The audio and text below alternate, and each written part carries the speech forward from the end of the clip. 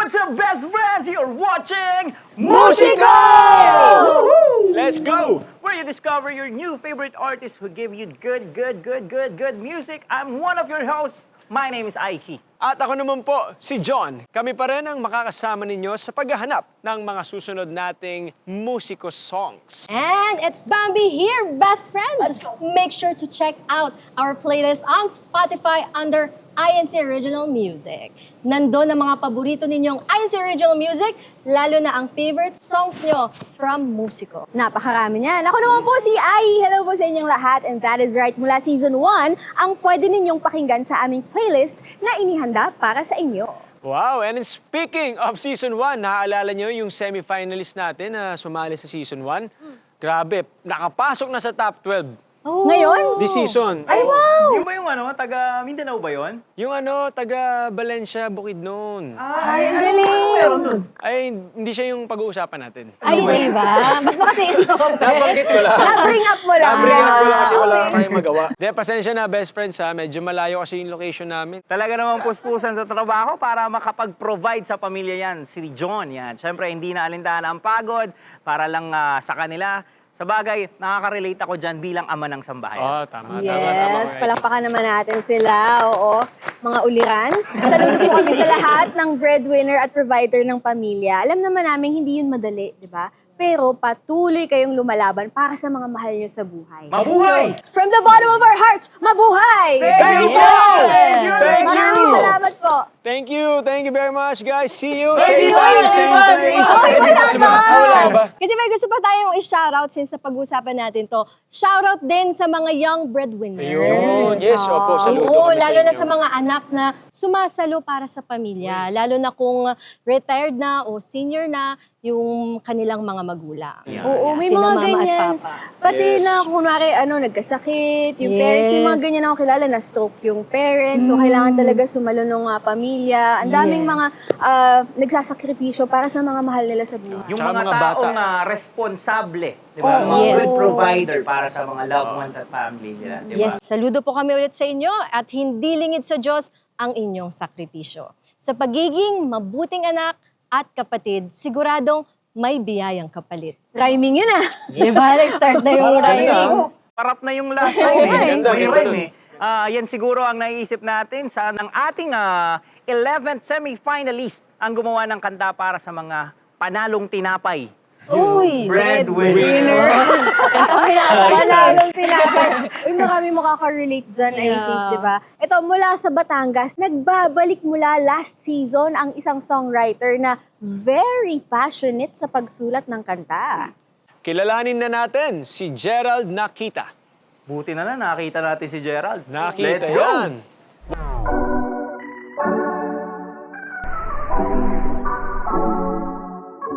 Mula naman din sa Batangas, ang isa pang makulit na manunulat ng kanta ang muli na namang sumali sa Musico. Hello po, ako nga po pa si Gerald Nakita mula sa Lipas City, Batangas, 25 years old, ang sumulat ng Sayo Lang nung Musico 2 at ngayon nagbabalik po ako sa kanta kong Pahinga dito sa Musico 4. Hindi napapagod, basta paghabol ng pangarap ang pag-uusapan, iba talaga si Gerald. Nauna siyang nagpakitang gila sa Season 2 ng Musico sa kanta niyang Sayo Lang at nagbalik bilang arranger naman sa mga kaibigan niyang sumali rin sa Season 3 ng kantang Sana Balang Araw. This season, ano naman kaya ang baon niyang istorya na nilagyan niya ng melodiya at ginawang kanta? Nagsimula po ito nung pumunta po ako ng Manila. Yun po ay yung gusto pong abutin yung pangarap ko po na maging director po sa isang TV station. Pinilit ko po na makuha yung pangarap ko, matupad yung pangarap ko. Sa ngayon po, yun po, ako po ay naging multimedia producer na po ng isang TV station and naging broadcast executive na rin po ako. Libre lang ang mangarap, pero mahal ang bayad sa pagtupad nito. Kailangan gawin ang lahat ng makakaya. Pero paano kapag napapagod at nauubos na ang alab ng mga pangarap? Ayos lang bang magpahinga? Ito po ay tungkol po sa breadwinner naglalakbay sa isang bangka. So dito po sa bangka to, marami po siyang napagdaanan, bagyo, ulan, mga malalakas na alon. So dito po sa kanyang paglalakbay sa mundong to, So kahit ano pong dumating na pagsubok, kahit ano man pong problema dumating po sa kanya, tuloy pa rin po siya sa pagsagwan. Kasi yun nga po, yung pahinga nga po, yung song po na yun ay para po sa lahat. Kaya naman, si Gerald, nagsama pa ng dalawang kaibigang naniniwala rin sa bisa ng taking a break. Ako po si Sofia Laha, ako po ay taga Malvar at ako po ay isang singer. Ang pre-med ko po is medtech. Yung pasok namin from 7 to 6 p.m. or 8 to 6 p.m. And then, every day may quizzes. Sometimes, hindi lang isang subject, minsan 3 pa. Nakakapagod po siya in a way na hindi ka physically pagod mentally po talaga. Kapag stress na ako or parang ayoko na, stop na, matutulog ako. O kaya kakain ako. Mga 1 hour break. Pagka uwi mo ng dorm, mag-sleep ka muna ng 1 hour and then pwede na ulit. Pwede ring pahinga ang mga taong mabubuti sa iyo at malapit sa iyong puso, kagaya ng pamilya o kaya ay ng mga mabubuting kaibigan. Hi, ako po si Audrey Rosales, 24 years old, from Tambol, Lipa City, Batangas, at ako po ay isang singer. Tatak na po sa grupo namin yan na palagi po kaming nag-open up sa isa't isa. Pinapanalangin din po namin ng isa't isa, sa totoo lang po. Pagras ng recording, may panalangin po kami talagang magkakaibigan. Lalo hong napapatibay ang samahan dahil lalo ho kaming nagtitiwala sa Ama. Dahil nakabakod po sa panalangin lahat po ng ginagawa namin as a group. Para sa akin ho, talagang hindi mo po talaga may pagpapalit sa ibang bagay. Parang hindi matutumbasan ng ibang bagay. Dahil minsan lang pong makahanap talaga ng ganyang mga klaseng kaibigan. Kumbaga meron lang talagang mahanap mong pamilya mo.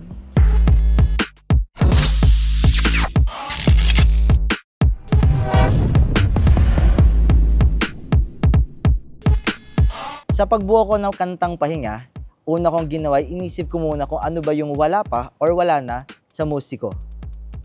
Kaya naman ang ginawa ko sa unang lyrics ko, inisip ko muna kung meron na ba itong part na to sa musiko, may nakagawa na ba nito sa musiko, o wala na ba nakakagawa nito sa musiko. Pangalawa, inisip ko muna, ano ba ang gusto kong iparating sa mga tao? Gusto ko bang mag-inspire? Gusto ko bang mag-motivate? Gusto ko ba ng chill, relax? Or gusto ko ba yung nakakakilig? Then next, nag-isip ako ng topic. Ano nga ba yung pwede kong maging topic ngayong musiko 4? Pahinga ang ginawa kong topic. Then doon na ako umikot, doon na ako nagsimulang magsulat ng kanta. Next ko, nag-isip muna ako kung anong type beat ba ang gagawin ko. So first of all, ang ginawa ko muna, inisip ko muna kung anong type beat. Gumawa ako ng trap beat. Kapag sumusulat tayo ng kanta, dapat marunong tayo sumulat ng tama. Di tayo sumusulat lang. Marunong din tayong makinig at marunong din tayong sumulat ng tama. Maraming nagte-trending ngayon guys kaya dapat be responsible. Sa mga aspiring songwriter dyan, sa mga best friend ko dyan, kung gusto mo ang ginagawa mo at kung gusto pang matupad ang mga pangarap mo, walang exempted dito. Pwedeng-pwede kang sumulat, pwedeng-pwede kang gumawa ng kanta. Maraming paraan.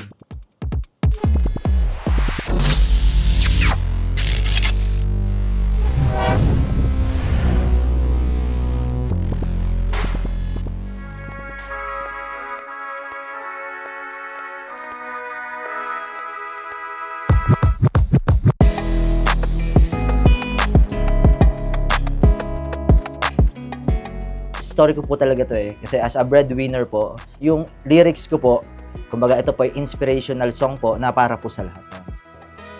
Ang sinulat ko pong lines doon is yung sa gitna ng paglalayag, hindi ko na maaninag, isla na pupuntahan. Parang nirelate ko po kasi siya na at this point po sa age namin, may mga pagkakataon na parang eto ba talaga yung gusto ko? Na parang kahit nandito na po ako sa postgrad, parang para sa akin ba talaga to? Parang hindi mo makita, di mo maaninag if talagang yun yung pupuntahan mo. Ang pinaka-paborito kong line doon ay yung magtiwala sa magagawa ng Ama. Pag napagod, magpahinga. It's okay not to be okay. Pwedeng mapagod, pwedeng tumigil for a while. Pero magpahinga, laban ulit, syempre laki pa ng panalangin. So kung tayo po ay dumadaan sa mga pagsubok or problema, pahinga lang po natin, then manalangin, umasa at laban lang po. Tahimik, mahinahon, payapa. Minsan, ang kailangan lang natin ay isang saglit na pahinga. Isang sandali para huminga. Magdahan-dahan at muling maramdaman ang sarili. Dahil kapag nagpahinga ka, mas kaya mong ipagpatuloy ang laban sa anumang hamon ng buhay. Mas may lakas ka ulit para habulin at tuparin ang iyong mga pangarap. Kaya, pag napagod, magpahinga.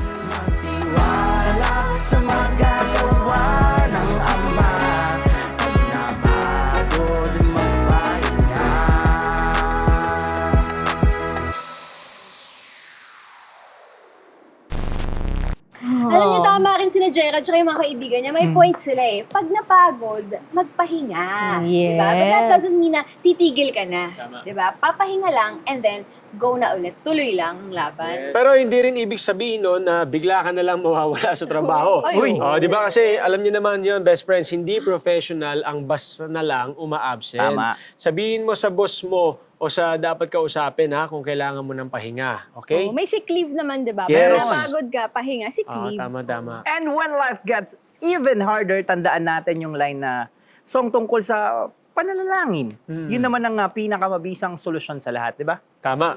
Kanina, nakilala na natin ang pambato ng Batangas na sumali last season. Ngayon naman, isa pang mula sa Musico 3 ang nagbabalik para subukang sungkitin ang title na Grand Champion ng Musico. Grabe, nagbabalikan talaga sila. No? Nagbabalikan eh. Oo, nagbabalikan talaga mula season 3. Ganun talaga, may Grabe. gustong sungkitin na pangarap. Oo, Tama. Mahalaga para sa kanila to, kaya nagbabalikan sila. So Tama. speaking of season 1, noong season 3, may mga sumali ulit ngayong season 4. Bago trivia lang yan. Trivia lang yan, guys. Best friend naman eh. Pwede mo nang sabihin yung kanina eh. Oo nga, may eh. paano pa eh. Nahuli pa eh, no? O sige kuya, ikaw na lang ang magpakilala sa mga best friend natin. Sige, ako na magpapakilala Oo, sa sa mga kanya. best friend natin. Sa mga best friends natin. Oo. Sige, ako na magpapakilala. Ito na siya.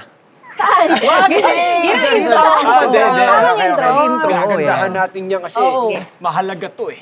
Siya lang naman ang may rap verse last season sa kanyang song na Kaya Natin To. Which I may Uy, add, paborito yan ni kuya. oo Ito eh, naman, kaya natin. yan po ay nakakuha ng 3rd spot sa Grand Finals. May rap na siya last season pa, so parang, ano pala eh, sakto siya dito. Yes, redemption to. Tsaka may laban ha. Yep. Ay, ang tanong, makukuha na kaya ni Jeremy Laureta ang hinahangad niyang tagumpay? Panoorin po natin to.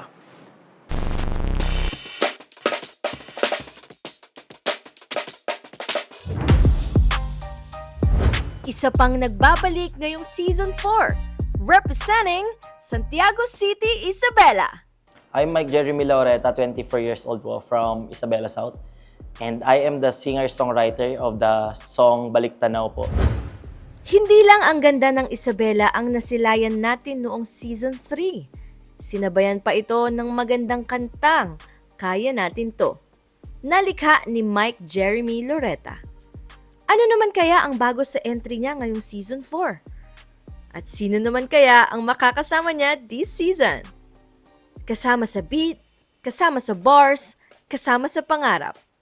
New duo, new drop, same dream. This is my second time po.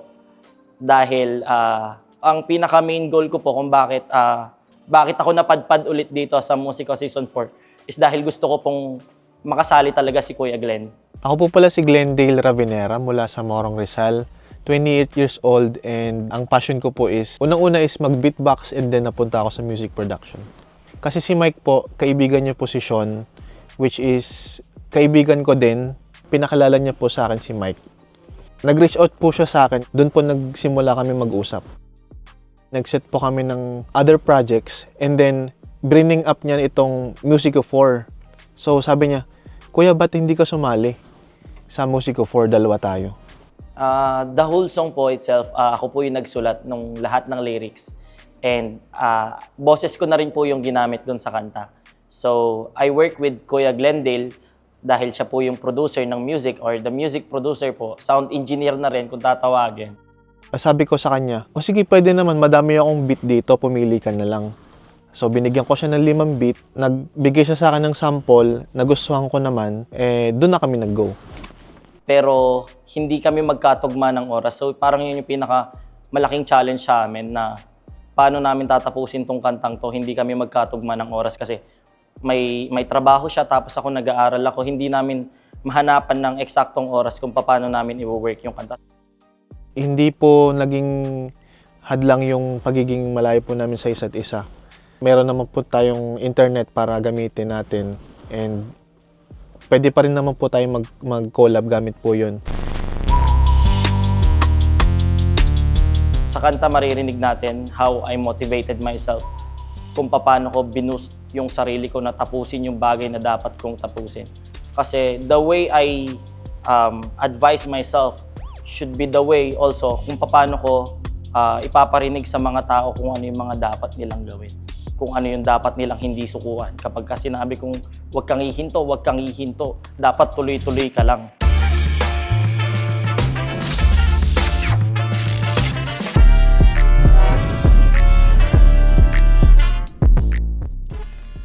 Ang naging pattern po namin is gumamit po ako ng synthesizer or virtual instrument na gitara po. Yun po yung una ko pong nilayer and tsaka ko po sinunod yung mga drums and basses. Sinimulan ko po siya. Hip-hop style po siya, yung pangkaraniwan na hip-hop style. Sunod-sunod yung hi-hats and normal lang yung palo ng snare and drums. Tapos pagpasok po ng second half, doon na po papasok yung pagiging house music niya. Yung tuloy-tuloy na po yung pasok ng kick and snare na magsasabay sila. Direkta rin po ako minsan mag-mix sa digital audio workstation. Bali, kung bibilangin ko po siya, abot po siya ng 112 layers. Total, malayo po kami sa isa't isa, na sa kabilang dulo po siya ng Pilipinas. And ako po nasa Rizal, nasa Isabela po siya. So, ang naging process po namin is via email po yung vocals na nirecord po niya sa bahay nila. And then, ipapadala niya po sa akin. And then, ilalatag ko po siya. Habang ginagawa po namin yung process talaga yung pabalik-balik na nagpapasahan kami ng music, yung paulit-ulit ko siyang mapapakinggan, parang papasok ulit sa utak, uy, parang okay yung ganito Tapos kukontakin ko na ulit siya, kuya, record ako ng bago. Kasi may naisip ako dito sa part na to, maganda yata. Pinadala niya po muna yung mga lyrics na nabuo niya sa akin. And then pinareview niya, kuya, okay ba to? Tapos ganito yung tono niyan. Sabi ko, sige, subukan natin. Natapos naman po namin na may magandang kinalabasan. Unexpected naman po na ganun yung magiging outcome ng kanta. Dahil yun nga po, despite na magkalayo kami, nakagawa kami ng ganun kagandang piece.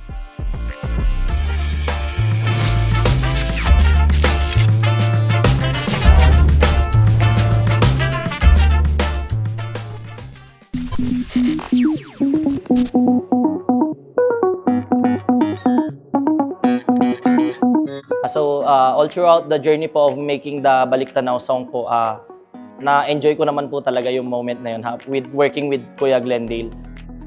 Ang favorite line ko po sa song ay yung second verse. Yung wag mong titigilan patunayan sa sarili na imposibleng marating mo ang tugatog. And the rest of the lines po, yun po yung pinakagusto ko kasi kumbaga parang yun yung yung mga words na nakapagpaboost sa akin. I mean, para tapusin yung kanta. So magbalik tanaw ka, pero wag kang huminto. Parang ganun siya. Wag mong titigilan marating mo ang tugatog. Kasi darating yung araw papalakpak ang mga tao sa'yo na nagtagumpay ka. Ginagawa nating inspirasyon ang mga pangarap para sa hinaharap. Kahit mahirap at maraming kailangang isakripisyo, pinipilit pa rin natin. Para sa pangarap, para sa goal. Dahil kapag tapos na ang lahat, gusto nating masabi sa sarili, sulit lahat to sa isang simpleng balik tanaw lang. So, gusto ko pagdating ng panahon o matanda na po ako, pag napakinggan ko itong kantang to, maalala ko yung mga bagay at mga pagsubok na pinagdaanan ko. Na ito yung nagpalakas sa akin nung time na hinang-hina ako. Ito yung naging parang pampatibay ng loob para ma-push ko pa yung sarili ko to do better. And ayun, ma-achieve ko yung goals na gusto ko sa buhay. Malayo na pero malayo pa. Kaya tuloy-tuloy lang. May inspirasyon sa kasalukuyan at may pag-asa sa hinaharap. Pero wag mong kalimutang lingunin ang mga pinagdaanan. Saglit lang, isang balik tanaw sa mga alaala. Dahil ang nakaraan ay gabay mo, hindi hadlang sa pag-abot ng pangarap mo.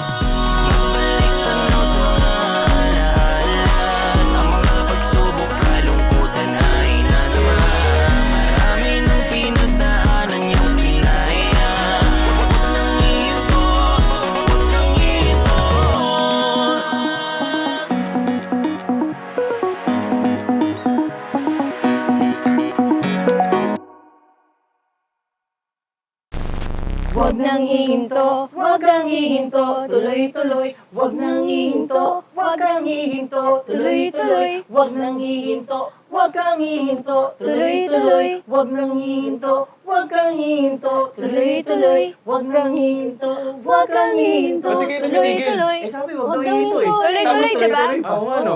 Wag nang hihinto, wag kang hihinto. Hindi! Huwag kang hihinto. Huwag nang hihinto. Hindi ka talaga huminto. Catchy siya ha. Sobrang catchy niya. Sobrang catchy niya, ha? Alam niyo, tama yung sinabi niya, ha? Huwag nang hihinto. Sabi naman ni Gerald, magpahinga. Ano ba talaga? Choose your fighter. Medyo nakakalito, ha? Sabi ni Gerald, magpahinga. Ito ni Jeremy, huwag kang hihinto. Oo nga no. So itong sigurong susunod nating finalist, ang title, Huwag ka nang tumuloy. Or pwede rin. Magpahinga ka bago tumuloy. Okay, Pwede, pwede. Ang title ng kanta niya, Iba-iba kasi pinagdaraanan ng mga songwriter natin. Oo. So, siguro yung ibig sabihin na lang ito, huwag hihinto o huwag mawawalan ng pag-asa. tama, maghihinto sa pagpapahinga. Hindi. Ano? At magpahinga kapag sobrang napapagod O, tama yun. Yun. Agree. Yes, wag ka iba man, same naman ang message nila. So, never give up. Tama! Kasi sa lahat naman ng pagkakataon, matutulungan tayo ng pagiging positibo natin sa buhay. At higit sa lahat, sa pamamagitan ng pagtitiwala sa Diyos o pananalangin. Tama yan. Kaya huwag nating ihihinto. Huwag nang hihinto, pero pag napagod, magpahinga. Ganon. Thank you for that, Aya. Yeah. Reminder yun, no? Kasi alam kong ano eh, di ba? Dami niyong ginagawa, pagod tayong lahat. Oo. So, huwag kayong hihinto sa pagpapahinga. Tama. Best friends. Oh. Sasabihin pala Ayan na, ako. Uy, sinasabi naku, ko ano eh. to? Uy, nakakaba naman Ayan, yan. sinasabi ko. At dahil special kayo sa akin, para Naku, kayong naiiyak ube na si sa leche Aiki, flan, no? naiiyak na. Best friends, pasisilipin namin kayo sa kanilang performance videos kung saan mapapakinggan nyo na ng buo ang 12 songs ng Musiko 4! Kaya wag na natin patagalin. Panoorin natin to.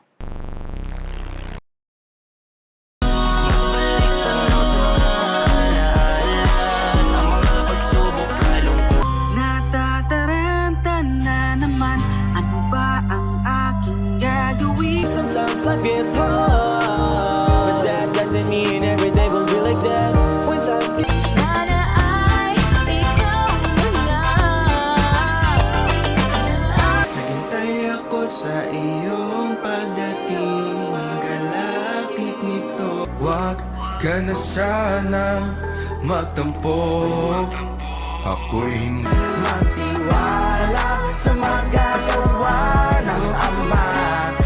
Sa gulo upang pananatalo kung sakaling mga pagpano na tayo sa anong nangyari kong pamilya. Ito'y di namin matutong basan ang pag-ibig. Bakang araw titipan ay di na magbibilang sa araw. Di na muling magkakayo ang mga bata. Nakikita-kita, ako'y namumula.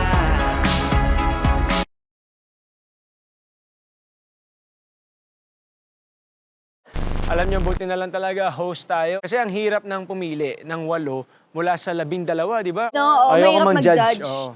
Best friends. Ayun na naman siya! Ayun na naman siya, sad na naman siya. Yun nga yung gusto kong sabihin eh. Ayun na naman, ayun na. Hindi, best friends, ito na ang huli kong pag-host sa Musiko 4. Ay! Ay, bakit? Dahil sa mga susunod na episodes, tutulungan natin ang mga aspiring rappers and composers na sumali this season para maabot ang kanilang mga pangarap. So parang mentor ka, magiging mentor. So magiging mentor ka ba? Ganon. So tutulungan natin si best friend Aiki sa isang maselang gampanin, okay? Ang ma-determine kung sino-sino po sa ating semifinalists ang mag-move forward sa grand finals. From host, tapos magja-judge ka, parang ang bilis ako tanggalin bilang host. Gusto ko lang sabihin, sa lahat ng mga naging episodes natin, pansin ko, ikaw lagi yung may insider info. Bakit Oo may nga. ganon? Kami hindi namin alam lagi Best nangyayari. friend Ikaw natin alam na alam mo lahat. Hindi kasi, dapat nga magpasalamat kayo na sinama ko kayo sa program ko. Yes, oo nga. Ako, Aiki, thank you very much. Thank you very much. Pero kasi sa genre pala naman talaga, best friends, Ate Ai, Bambi, Aiki, talagang si Aiki ang isa sa makakatulong talaga na kumilala, magbigay ng payo sa mga aspiring rappers natin, di ba? Si Bambi rin, isa sa mga rapper yan. Tama. Kaya thankful talaga kami ni Ai na nandito kami sa show nyo. Yes. Kaya ngayon, iwanan na muna namin kayo. At May announcement din may kami. announcement din kami na hanggang 4 lang kami. 5 yun, 5. Hindi, ang gusto ko lang talaga sabihin na wala na sila nakuha judge.